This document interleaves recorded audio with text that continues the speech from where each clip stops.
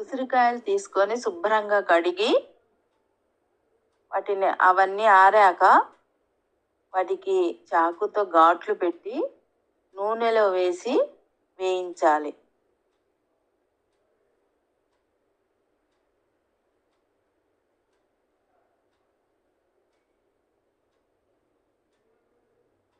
అలా వేగాక చల్లారబెట్టి ఒక ప్లేట్లో ఒకే కొలతతో అంటే ఒక చిన్న గ్లాస్తో ఉప్పు, కారం, ఆవపిండి సమపాళ్ళల్లో తీసుకోవాలన్నమాట.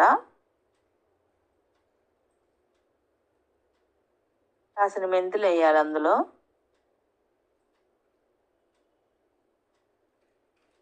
వాటిని ఆ 3 పొడులను చక్కగా మెంతులు వేసి కలిపినవి శుభ్రంగా కలుపుకోవాలన్నమాట. చక్కగా బాగా కలుపుకున్న తర్వాత ఈ కాయలు చల్లారిన ఉసిరికాయలు వేసేసుకోవాలి. ఉసిరికాయలు వేసేసుకోవాలి ఆ పొడిని. తర్వాత దాన్ని ఒక ప్లాస్టిక్ కానీ గాజు కానీ సీసాలో తీసుకోవాలన్నమాట. తీసుకొని నూనె పోయాలి కాస్త.